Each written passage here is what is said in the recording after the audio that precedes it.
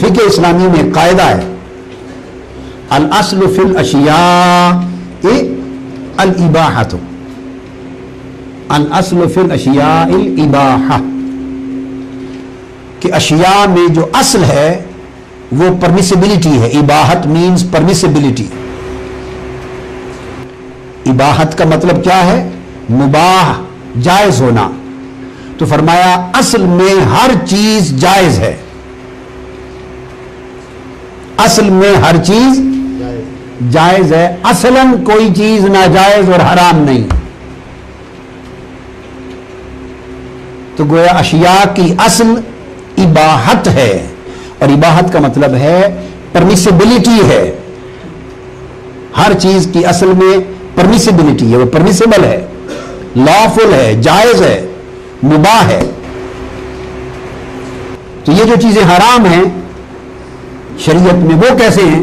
وہ اصلاً نہیں، ان کو قرآن نے، سنت نے، اللہ اور اللہ کے رسول نے حرام ڈکلیئر کر دیا.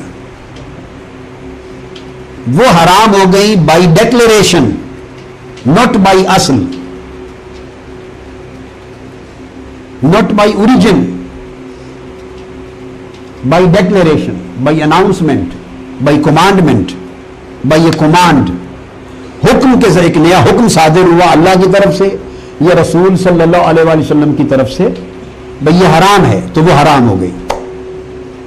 سو جس کو اللہ اور اللہ کے رسول نے حرام کر دیا، وہ اس میں اللہ اور اللہ کے رسول کے حرام کہہ دینے سے it has become negative character. Now it has started possessing a negative character. Negativity آ گئی ہے اس ڈیکلیریشن سے، پروہیبیشن سے. اصل میں پازیٹیوٹی تھی، اصل میں پازیٹیو تھی، وہ اباحت تھی. قرآن مجید میں فرمایا قد فصل لکم ما حرم علیکم، جو جو چیز اللہ نے تم پر حرام کی اللہ نے اسے گن گن کر تفصیل سے بیان کر دیا ہے. اور کسی جگہ قرآن میں یہ نہیں ہے کہ جو جو چیز تمہارے لیے جائز کی اور حلال کی اللہ نے گن گن کے تفصیل سے تمہارے لیے بیان کر دیا. یہ آیت نہیں ہے قرآن میں. حلال کی تفصیل موجود، حرام کی تفصیل ہے. چونکہ حلال کی تفصیل کیوں نہیں؟ حلال پرمیسیبل ہے اور حلال اصل پر ہے، ہر چیز حلال ہے، لہذا اس کی پھر حد اور شمار ہی نہیں ہو سکتا. اس کی کوئی حد اور شمار کس کس کو گنے؟ ہر شے حلال ہے. کس کس کو گنے؟ ہر شے حلال ہے سوائے ان چیزوں کے جن کو اللہ اور اس کے رسول نے حرام ڈکلیئر کر دیا، حرام قرار دے دیا. اور فرمایا وَأُحِلَّ لَكُمْ مَا وَرَاءَ ذَلِكُمْ، حرام چیزوں کی لسٹ دے دی عورتوں کے بارے میں بھی. فرمایا حرمت علیکم امہاتکم وبناتکم واخواتکم واماتکم وخالاتکم وبنات الاخ وبنات الاخت، حرمت علیکم امہاتکم، تو تمہارے اوپر حرام کی گئی یہ عورتیں، تمہارے اوپر حرام کر دی گئی تمہاری مائیں اور تمہاری بیٹیاں اور تمہاری بہنیں اور تمہاری پھوپھیاں اور تمہاری خالائیں اور تمہاری بھتیجیاں اور تمہاری بھانجیاں. تو آپ نے دیکھا کہ جو حرام کی گئی ہیں ان کو بیان کر دیا ہے، اور جو عورتیں حلال ہیں نکاح کے لیے ان کی لسٹ قرآن نے نہیں دی. جو حلال کی گئی ان کی لسٹ، کزنز حلال ہیں یا نہیں؟ تو قرآن میں نہیں بیان کیا کہ حلال کی گئی تمہارے لیے تمہاری کزنز، چچا زاد بہنیں تمہارے اوپر حلال کی گئیں، خالہ زاد بہنیں حلال کی گئیں، مامو زاد بہنیں حلال کی گئیں، پھوپھی زاد بہنیں حلال کی گئیں، عام عورتیں حلال کی گئیں. جو اس کی لسٹ نہیں دی قرآن نے، حلال عورتوں کی لسٹ کس کی دی؟ حرام کی. کس کی دی؟ کیوں؟ اور پھر جب حرام کی لسٹ دے دی تو پھر آگے آخر میں کیا فرمایا؟ اب سوال پیدا ہوا تو حلال کیا ہے؟ ऑटोमेटिकली क्वेश्चन उठा कि अगर ये तमाम औरतें हराम हैं तो फिर हमारे लिए रिश्ता इज़्दिवाज के लिए, निकाह के लिए हलाल क्या है? तो कुरान ने जवाब दिया, वो हिल्ला लकुम मा वरा अज़ानिकुम, इनके अलावा बाकी जो औरतें हैं वो हलाल हैं। तो गोया हलाल की लिस्ट नहीं होती, हलाल उमूम पर होता है। हलाल का उमूम क्योंकि ये असल है।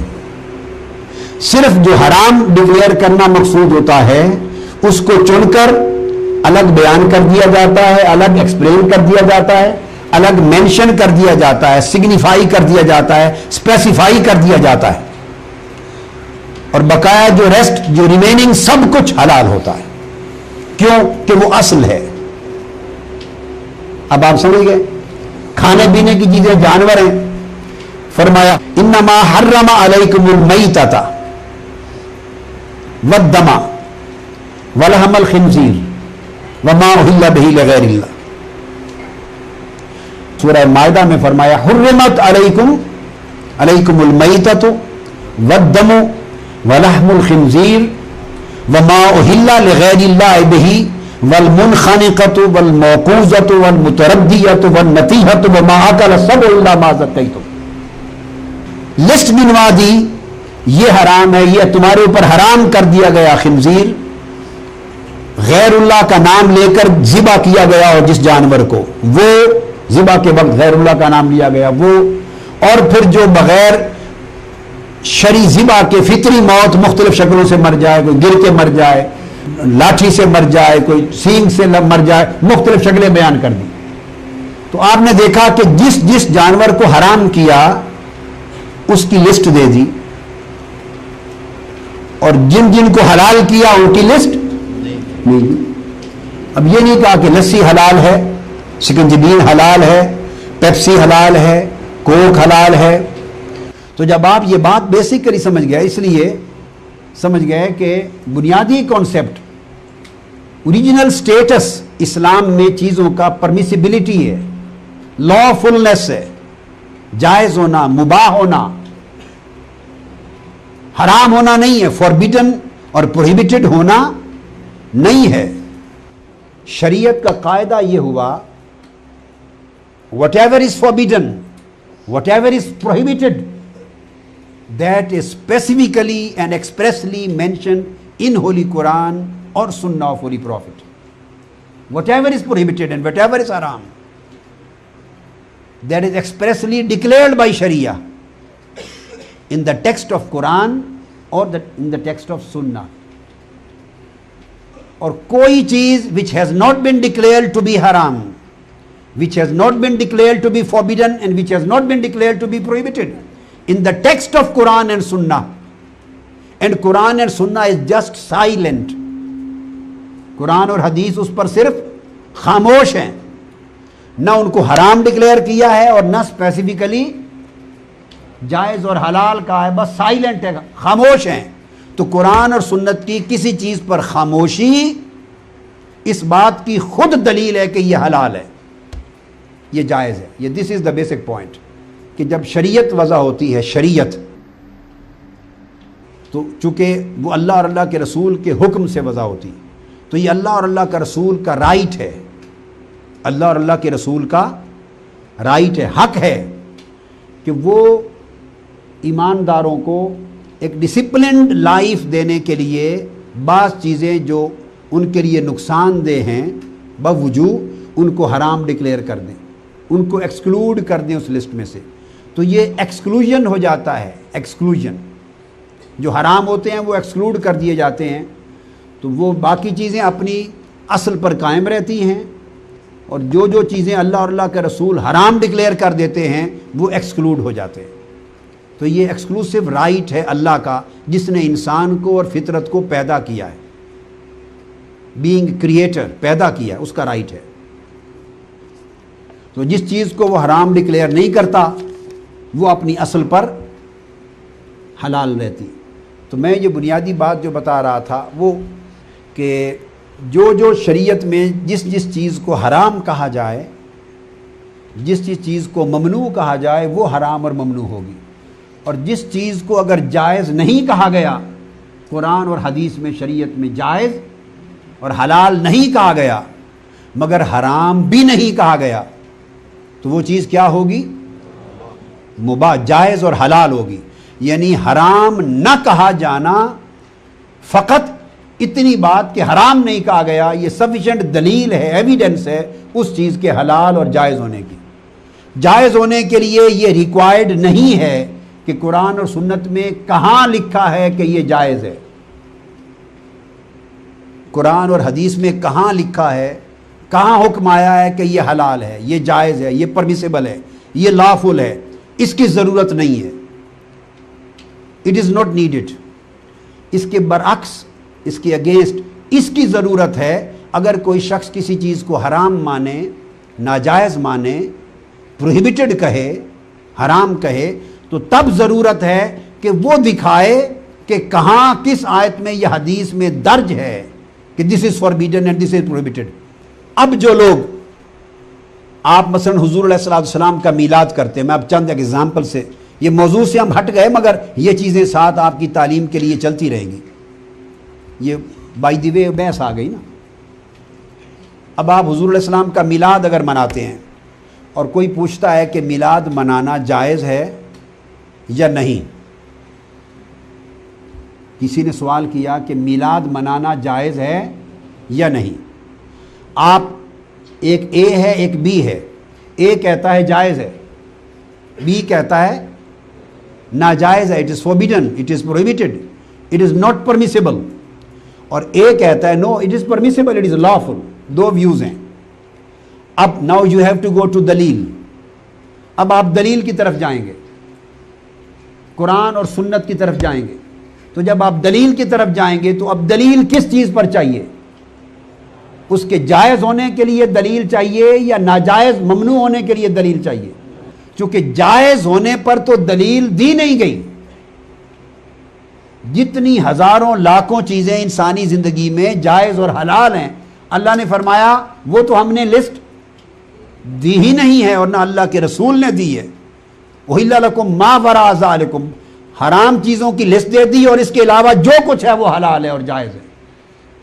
تو دلیل اس کے جائز ہونے پر چاہیے یا ناجائز ہونے پر. اب جو شخص کہے گا میلاد منانا جائز ہے، اس سے کسی دلیل کے مانگنے کی ضرورت نہیں ہے، کیونکہ جواز اصل ہے. permissibility is the اصل. original status of any act and original status of anything is to be permissible and lawful.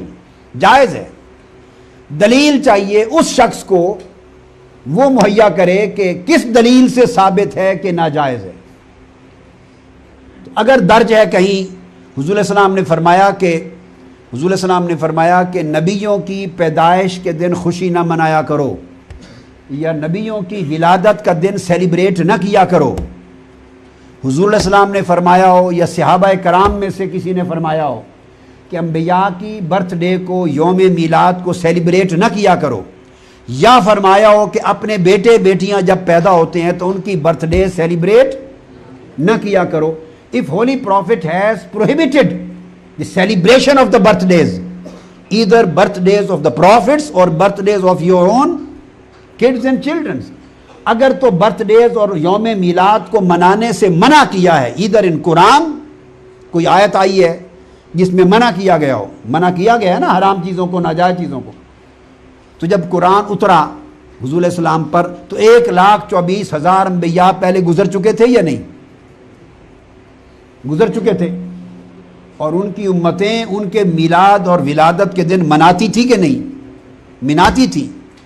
دیکھو ایک خاص نقطہ ہے بیٹے سمجھنے والا. عیسائی تھے، کرسچنز تھے، وہ عیسیٰ علیہ السلام کو خدا مانتے تھے.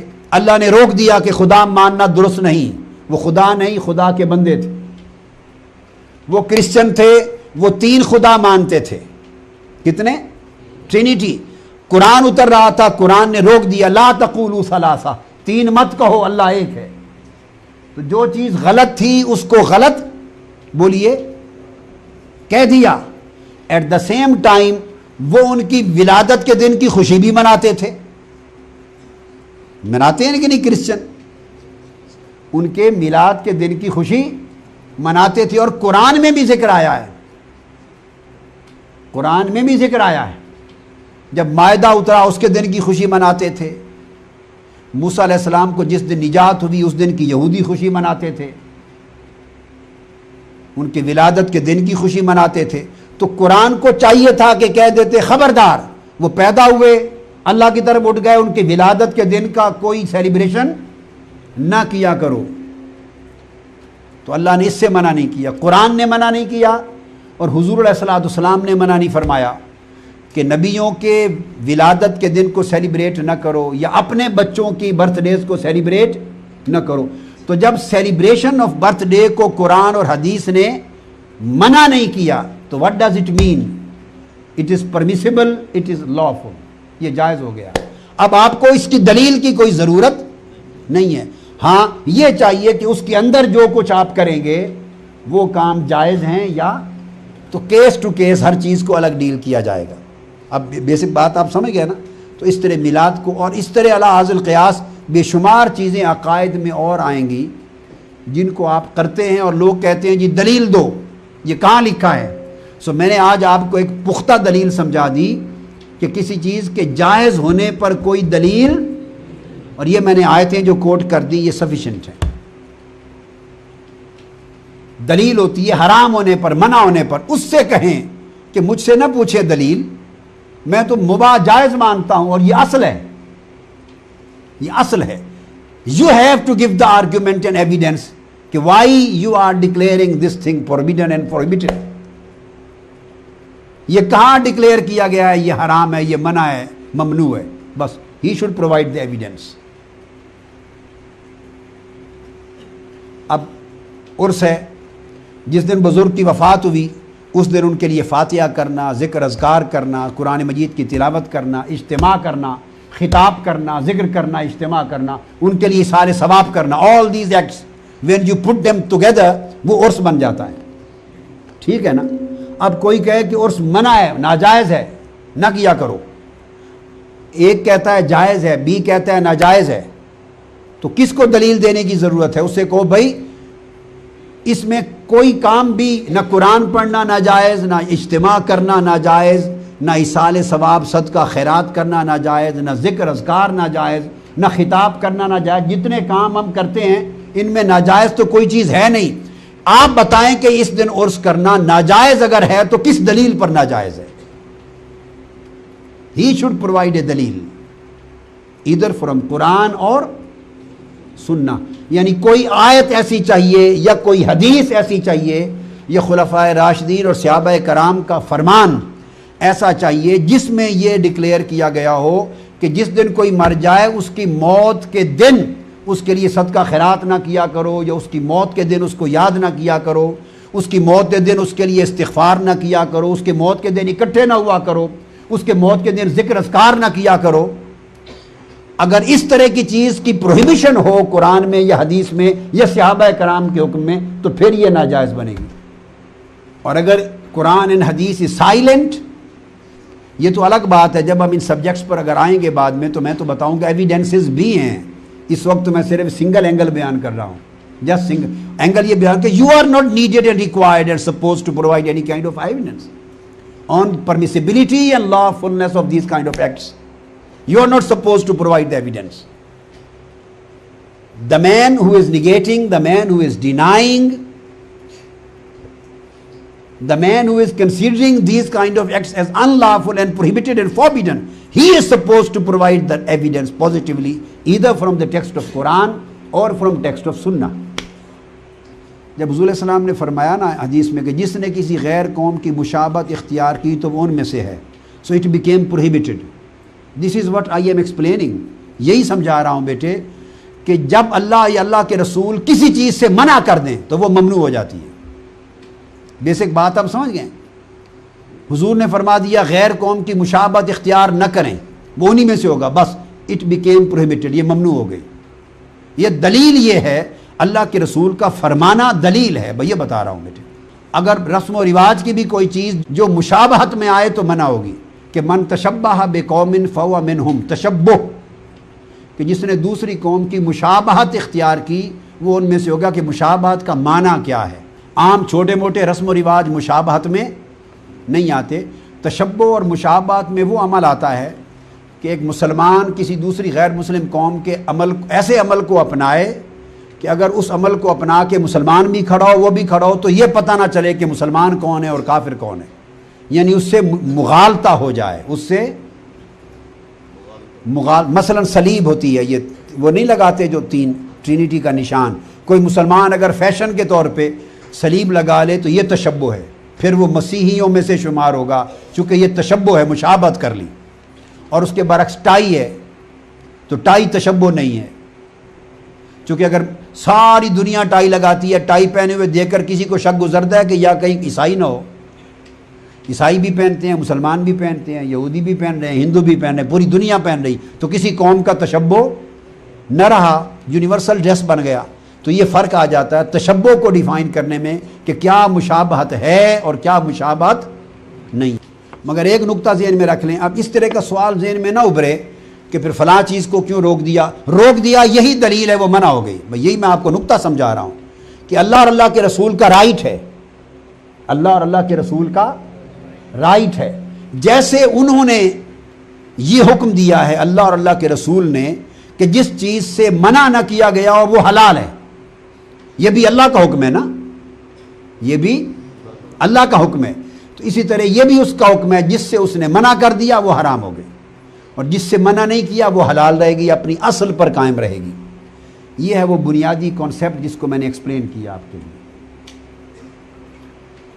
اور اس میں کئی چیزیں کلیئر ہو جاتی ہیں کہ نہیں. مثلا آپ بعض علاقوں میں لوگ نماز فجر کے بعد یا جمعہ کے بعد مصافحہ کرتے ہیں، تو بعض لوگ ایسے توحیدی بن گئے ہیں، ایسے جو اگینسٹ بدعت کہتے ہیں، بدعت کو روکتے ہیں، وہ کہتے ہیں یہ منع ہے، یہ بدعت ہے، ناجائز ہے. یہ جہالت کی چیز ہے، they don't know what is بدعہ. ہم اس کو الگ ڈسکس کریں گے. یہ مصافحہ ہے، مصافحہ سنت ہے. مصافحہ وہ کہیں گے اس نماز کے بعد کیوں کرتے ہو، تو کہیں اگر نماز کے بعد مصافحہ کرنا کہیں منع ہے تو بتا دیں، ہم کل سے نہیں کریں گے. اگر حضور علیہ السلام نے اسپیسیفکلی منع فرمایا کہ آگے پیچھے کر لیا کرو مگر نماز کے بعد مصافحہ نہ کرو، پھر منع ہو جائے گا. یہی نقطہ سمجھا رہا ہوں کہ منع اس وقت ہوتی ہے کوئی چیز جب وہ اسپیسیفکلی پروہیبٹڈ ہو جائے ان دا ٹیکسٹ، قرآن اور سنت میں. اس کو بار بار آپ کے ذہن نشین کرا رہا ہوں. بیٹے یہ بات سمجھ میں آ گئی نا، فار ایور مضبوط ہو گئے. پہلے اتنی کلیئرٹی تھی اس بات پر، کنفیوژن تھے نا. لہٰذا سمجھیں ایک نقطہ، کبھی کوئی شخص غلط آپ سے دلیل طلب کرے تو اس کے سوال کو انٹرٹین نہ کریں. یہ میری ایک نصیحت ہے، میں آپ کو ایک طریقہ سکھا رہا ہوں. Don't entertain any wrong question, don't entertain any wrong question. یہ کوشچن رانگ کوشچن ہے، اس کو وہیں پکڑ لیں. ہمارے لوگ کیا کرتے ہیں، علمی کمزوری ہوتی ہے، بس وہ پوچھا دلیل دیں، ثبوت دیں، بس وہ ثبوتوں میں پڑ جاتے ہیں. اب کسی کے پاس کتابوں کا مطالعہ ہوا، کسی کے پاس نہیں ہوا، کوئی ثبوت دے سکا، کوئی نہ دے سکا، پریشان ہو گیا، متزلزل ہو گیا اور آ گیا جی وہ ان ثبوت مانگا ہے تو ثبوت نہیں مل سکے. This is an entertainment of a wrong question. یہ بات بیٹے سمجھائیے، آپ کو پختہ کر رہا ہوں. ایک میتھڈولوجی ہوتی ہے، ایک اسٹریٹجی ہوتی ہے، اسٹریٹجی ایک ٹیکنیک ہوتی ہے to deal the people with the people. تو ٹیکنیک اور اسٹریٹجی، میتھڈولوجی یہ آپ کی صحیح ہونی چاہیے نالج میں، کہ جب بھی کوئی سوال کرے اور دلیل پوچھے تو سمجھیں کہ آپ کا موقف کیا ہے. آپ کا موقف اصل پر ہے یا انکار پر ہے، آپ کا موقف اس بات پر ہے یا انکار پر ہے، آپ کا موقف اس چیز کے بارے میں یس ہے یا نو ہے. اگر آپ کا موقف اس بات کا ہے، لا فلنس، پرمیسیبلٹی، جواز کا، اباحت کا موقف ہے، تو وہ آپ سے دلیل کر ہی نہیں سکتا، طلب ہی نہیں کر سکتا. وہ اس کے سوال کو رد کر دیں. اس نے کہا بھئی میں تو اس کے جواز کا قائل ہوں، اور جواز پر کسی دلیل کی ضرورت نہیں ہے، یہ تو اصل ہے. دلیل از روئے شرع بنتی ہے اس کے انکار پر. تم کہتے ہو کہ ناجائز ہے، تم ناجائز ہونے کی دلیل لاؤ. کیا؟ تم ناجائز ہونے کی دلیل لاؤ. اب میں آپ کو ایک واقعہ سناتا ہوں. یہ اسٹوڈنٹ لائف کی بات ہے. کلاس 9th میں تھا، میں کلاس 9th میں، ایک ہماری عمر سے کوئی 4-5 سال بڑی عمر کا تھا تو نوجوان مگر مولوی سا تھا، اور بڑا جھگڑالو اور مناظرہ باز، اور ہر وقت فتنہ فساد مناظرے ڈیبیٹس کرتا رہتا تھا، ہر وقت ایک فساد ڈالتا رہتا تھا۔ تو اس نے وہ نور و بشر کا موضوع چھیڑا ہوا تھا ہر وقت کلاس میں، حضور علیہ السلام نور ہیں یا بشر ہیں، نور ہیں یا بشر ہیں۔ تو ایک مذہب میں ذہنوں میں ہر وقت فتنہ گری، اس کا موضوع ہی ہر وقت یہ تھا، ناجائز بات ہے، یعنی لوگوں کو الجھانا، پریشان کرنا، دین میں فتنہ پیدا کرنا۔ تو کلاس میں اس نے یہ بحث چھیڑ رکھی تھی بہت دیر سے۔ تو ہماری کلاس ٹیچر تھے ہمارے، الطاف حسین ان کا نام تھا، تو انہوں نے مجھے کہا قادری صاحب یہ ہر وقت یہ مسئلہ چھیڑتا ہے اور کافی سارا کلاس میں شور اور ہنگامہ ہے، تو انہوں نے کہا میں ایک دن اپنا پیریڈ ختم کر دیتا ہوں اور یہ پیریڈ آپ کے ڈیبیٹ کے لیے فکس کر دیتا ہوں، 2 پیریڈ اکٹھے ڈیبیٹ کے لیے فکس کر دیتا ہوں کہ نور اور بشر کے مسئلے پر ڈیبیٹ کریں، مناظرہ کریں اور اس کو سیٹل کر لیں۔ تو کلاس انہوں نے اندر سے لاک کر لی، پورے اسٹوڈنٹ بیٹھ گئے، ہمارے کلاس ٹیچر جج بن گئے، ہم میز کے دائیں اور بائیں آ گئے۔ تو میں نے کہا کہ یہ اپنا موقف لکھ کر دے دیں کاغذ پر، میں بھی اپنا موقف اور اپنا عقیدہ لکھ کر دے دیتا ہوں، زبانی بات شروع نہیں کروں گا۔ Whatever he want to establish اور ہی وانٹ ٹو سے اور discuss, he should write it down. ٹھیک ہے، اس نے بھی لکھ دیا، میں نے بھی لکھ دیا۔ دونوں کا جب عقیدہ لکھا گیا اور کاغذ پہ آ گیا اور ٹیچر نے پڑھا، تو اس نے لکھا تھا حضور علیہ السلام بشر ہیں، کیا؟ نور نہیں، اور جو حضور علیہ السلام کو نور مانتا ہے وہ گمراہ ہے، بد عقیدہ ہے، بشر ہیں نور نہیں، اس نے یہ لکھا تھا۔ میں نے لکھا تھا اپنا عقیدہ کہ حضور علیہ السلام کو دونوں شانیں حاصل ہیں، بشر بھی ہیں نور بھی ہیں، بشر بھی ہیں اور نور بھی ہیں۔ میں نے لکھ کے دے دیا اور تفصیل بھی لکھی، مگر آپ کو مختصر کر کے بتا رہا ہوں۔ حتیٰ کہ میں نے یہ بھی لکھا کہ جو حضور علیہ السلام کی بشریت کا انکار کرے وہ کافر ہے، اور جو نورانیت کا انکار کرے وہ بھی گمراہ ہے۔ خیر، تو میں نے لکھا بھئی نور بھی مانتا ہوں اور بشر بھی مانتا ہوں۔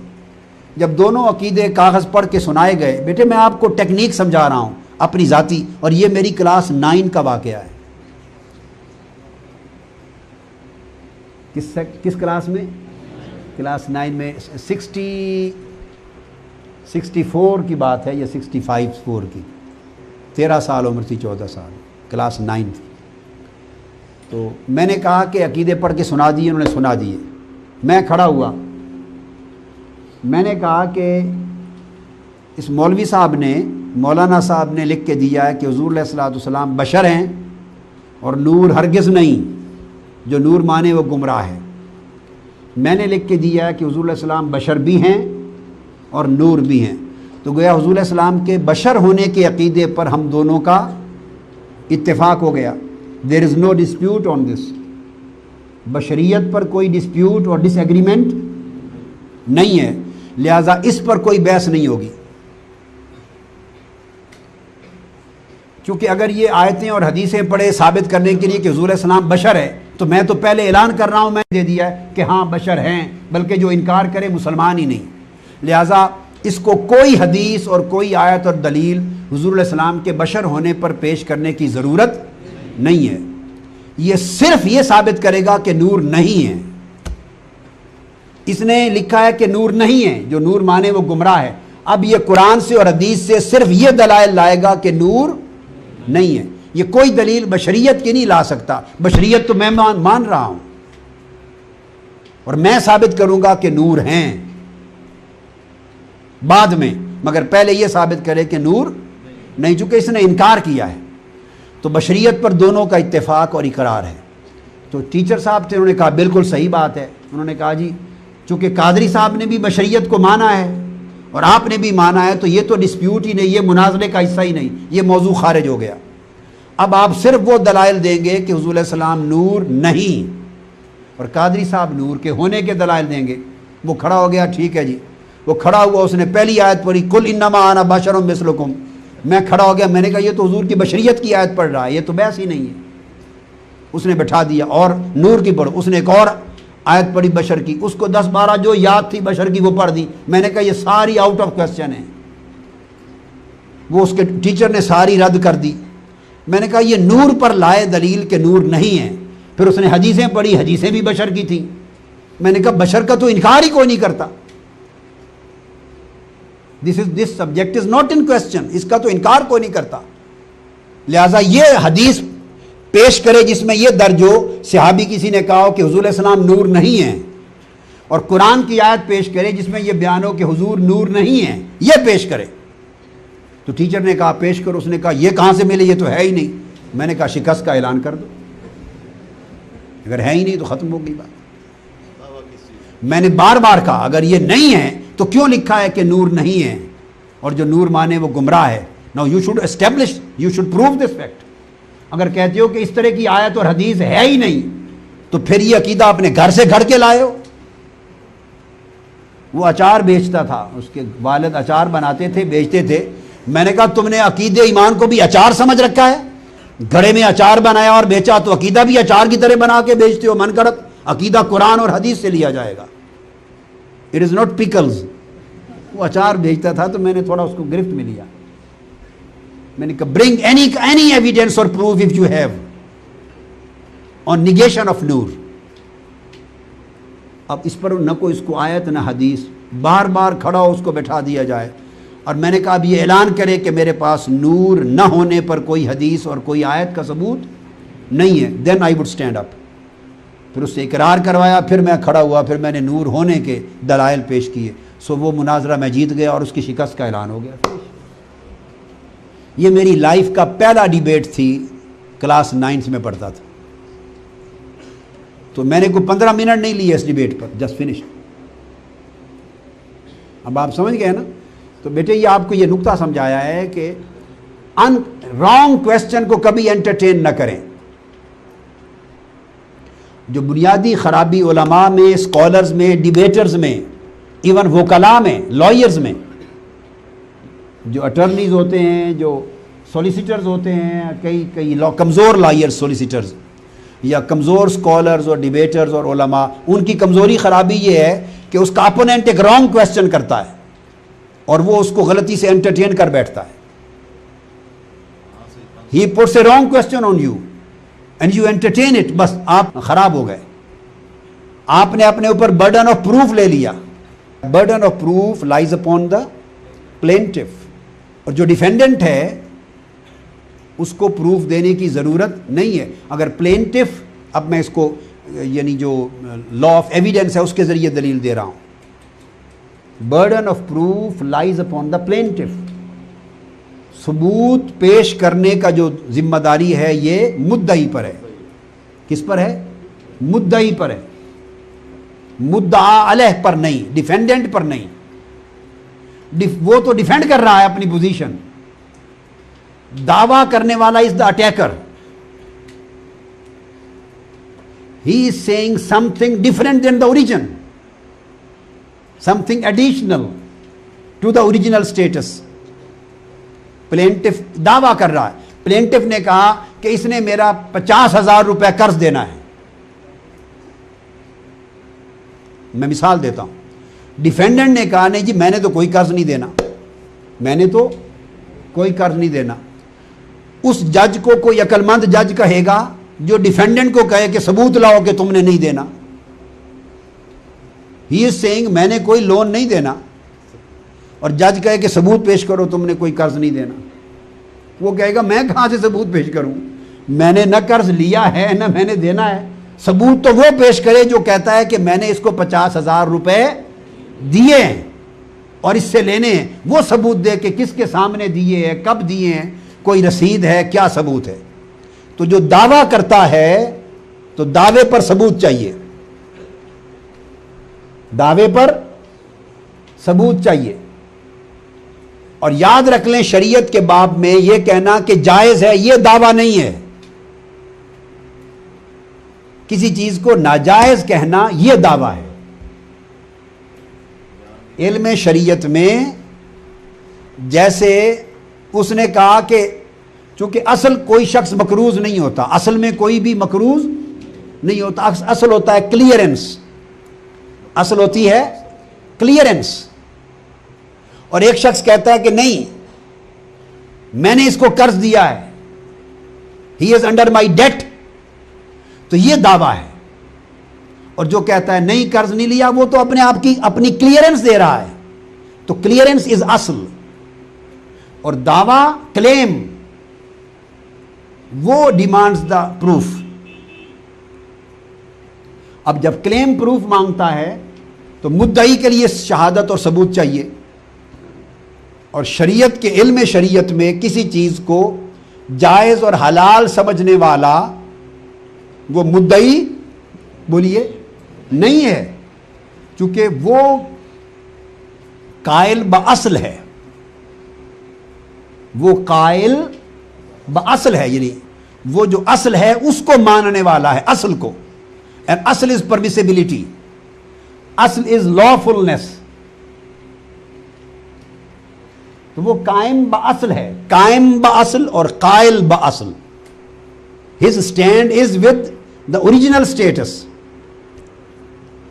So he is not supposed to provide any kind of proof because he is not claiming anything. He is just saying کہ this is permissible. جیسے شریعت میں ہر چیز permissible ہوتی ہے primarily. کلیم کیا ہے شریعت کے علم میں؟ دعویٰ. دعویٰ یہ ہے کہ کوئی کہے کہ یہ نہ کرو, یہ ناجائز ہے, یہ حرام ہے, یہ ممنوع ہے, یہ دعویٰ ہے. تو جو دعویٰ کرے وہ ثبوت لائے, وہ قرآن سے لائے یا اب اسی چیز کو حدیث پاک میں کہا گیا البینۃ علی المدعی,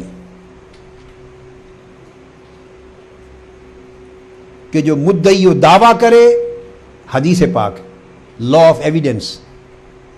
یہ لا آف ایویڈنس اس یعنی قانون شہادت اس حدیث پر قائم ہے کہ گواہ پیش کرنا مدعی کا کام ہے. اب یہ الگ بات ہے کہ جو مدعا علیہ ہے ڈیفینڈنٹ, وہ اگر اپنی صفائی میں دلائل دینا چاہے, گواہی دینا چاہے صفائی میں, تو وہ گواہان صفائی کہلاتے ہیں. وہ ایک اضافی امر ہے اس کو صفائی کہتے ہیں, گواہان ثبوت نہیں کہتے. آپ نے دیکھا نا, جب ڈیفینڈنٹ کوئی ایویڈنس یا وٹنس لاتا ہے تو اس کو گواہ صفائی کہتے ہیں, گواہ ثبوت نہیں کہتے. وہ اپنی صفائی میں گواہی دے رہا ہے, ایک ایڈیشنل چیز ہے, اپنے کیس کو سٹرونگ کر رہا ہے. مگر ثبوت کے گواہ کون ہے؟ وٹنس, جو مدعی ہے, جو دعویٰ کرنے والا, جس نے دعویٰ کیا. البینۃ علی المدعی. اور جس نے اس دعوے کا انکار کیا, والیمین علی من انکر. البینۃ علی المدعی والیمین علی من انکر. مدعی کے ذمے ہے گواہی دینا, ثبوت دینا. اور جس نے اس دعوے کا انکار کیا, دعوے کا انکار کیا, اس کی قسم کافی ہے. اس نے قسم کھا دی کہ میں نے کوئی قرض نہیں دینا, کافی ہے. اس قسم کو قول کہتے ہیں. قسم کو کیا کہتے ہیں؟ قول. اس نے جو سٹیٹمنٹ دے دی حلف کے ساتھ وہ سفیشینٹ ہے. تو اس کی سٹیٹمنٹ ہی تسلیم کر لی جاتی ہے حلفاً. اس کو ضرورت نہیں ٹو برنگ دا ایویڈنس. اور انکرا, انکار سے یاد رکھ لیں, انکار سے مراد اس دعوے کا انکار ہے. انکار سے کیا مراد؟ دعوے کا انکار. مثلا ایک نے کہا کہ میلاد شریف منانا ناجائز ہے, تو یہ دعویٰ ہے. میلاد منانا ناجائز ہے, یہ دعویٰ ہے. اور آپ نے انکار جو کیا, کس چیز کا کیا؟ میلاد کا نہیں, اس کے دعوے کا انکار کیا. آپ نے کہا نہیں یہ ناجائز نہیں ہے. یو آر جسٹ سیئنگ یہ ناجائز نہیں ہے, بس. ناجائز نہیں ہے کا مطلب یہ ہے کہ یہ جائز ہے.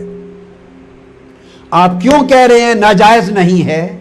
دعوے کا انکار کیوں کر رہے ہیں؟ کیونکہ اس کو قرآن اور حدیث نے ناجائز بولیے ڈکلیئر نہیں کیا. بس آپ نے کہا, آپ نے دعوے کا انکار کر دیا.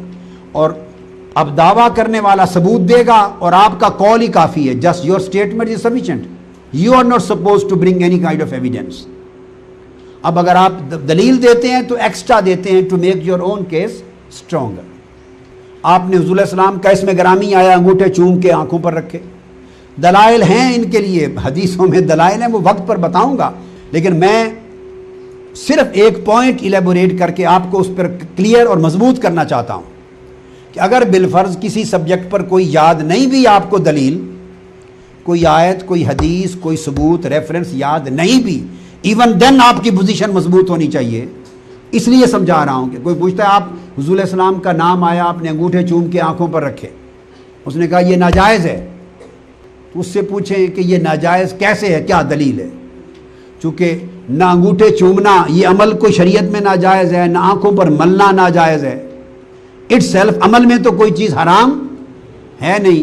حضور علیہ السلام کے اسم مبارک پر میں نے انگوٹھے چوم کے ادب احترام میں آنکھوں پہ رکھے ہیں، تم کہتے ہو ناجائز ہے. Just give me the proof. کیسے ناجائز؟ اگر کہیں قرآن اور حدیث میں درج ہو کہ اس طرح کسی کے احترام میں انگوٹھے چومنا، یا کسی کے احترام میں ہاتھ چومنا، یا کسی کے احترام میں انگلیاں انگوٹھے آنکھوں پر رکھنا، یا اسی طرح کی ملتی جلتی کوئی سملر، ایون کوئی سملر کوئی چیز مینشن ہو جائے جس سے اسٹیبلش ہو سکے کہ this kind of act is prohibited, اس طرح کا کام ممنوع ہے، تو یہ ثبوت مل جائے گا. تو اگر وہ ثبوت اس میں سے کسی عمل کے یا کسی جز کے جو پارٹ آف دا ایکٹ ہے، اگر اس کے ناجائز ہونے پر کوئی ایویڈنس نہیں ہے قرآن اور حدیث میں، تو نو باڈی کین سے اٹ ناجائز. یہ ہے وہ بنیادی تصور جو میں نے لفظ فطرت سے، کیا فطرت سے میں نے اصل لیا، اور اصل سے اباحت پرمیسیبلٹی لی، پرمیسیبلٹی سے یہ پورا مضمون آپ کو سمجھا دیا.